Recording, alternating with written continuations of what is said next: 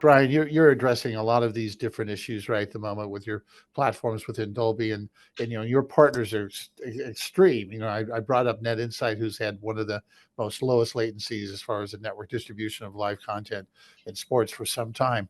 What are the technologies you using to help develop this within Dolby, or your favorites as Ryan? What do you look at that might be pulled into this conversation?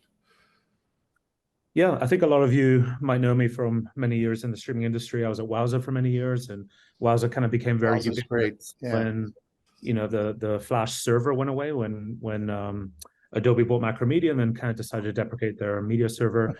And then obviously the Flash player died as a distribution delivery system. So it kind of left this huge gap in the industry for things that we had become accustomed to, which is about 5-second glass-to-glass latency with RTMP delivery to the Flash player. So we could do contribution with RTMP, distribution to the Flash player, and it was great for all of us, whether you're doing production like Corey is with his job and doing a lot of the ingest side of it, and also obviously the play out side. And then what Evan was mentioning about hitting all these different use cases. What is the use case that you're trying to do? I think the problem that with Flash going away, it had solved so many of the things that we're trying to do now still 20 years later. And it's still really funny that RTMP stays alive, especially as you see the new RTMP spec that came out earlier this year. They're actually have support now for AV1, which is quite interesting. And it's still the protocol that never dies. So there's some really interesting things happening there. I think one of the things that's a little bit, to get back to kind of the title of this session about, I think it said in the description that WebRTC is becoming the de facto standard. Being someone who developed a WebRTC streaming service, I think that description is not completely accurate. It's definitely not becoming a de facto standard. What it is, it's becoming a de facto standard for very specific use cases. And I think going back to what Evan was mentioning, it depends on what you're trying to do. If you don't care about data resiliency, meaning you don't care if there are some packets that are dropped, both on contribution and on distribution, then WebRTC is probably the best thing for you if you're trying to deliver something that truly is as close to zero glass-to-glass latency, right? Because everything you're doing by default is over UDP. And a lot of what we're trying to do with all of these workflows go back to the protocol that we're defaulting across on both the contribution and distribution side.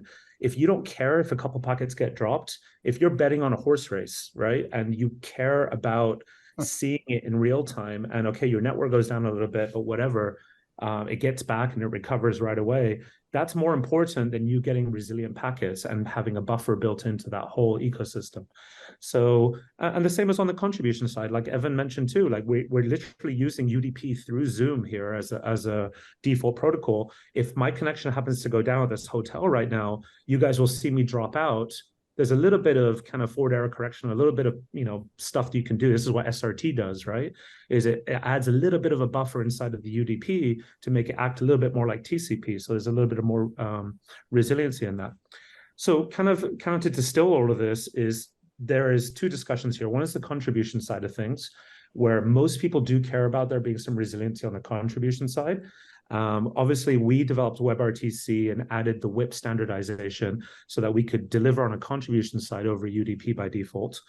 The second piece of that is you've actually seen the mass adoption of that with what's happened with OBS Studio. So I think it was just yesterday that the version 30 came out. And Evan's probably pretty familiar with this as well, with the work that Sean Dubois did while he was on the Twitch team, and they were able to kind of work OBS or WIP and WebRTC into OBS. You're seeing that now as a contribution protocol because people care about real time. They care about being faster than SRT and being faster than RTMP. Having said that, on the distribution side, even if you want resilient contribution, you still want to go as fast as possible on the distribution side. And if that is truly a concern, if you're trying to get under a second, there is nothing, I don't care what anyone says, there's nothing in the HTTP world or in the TCP world that is delivering anything resiliently in production under a second.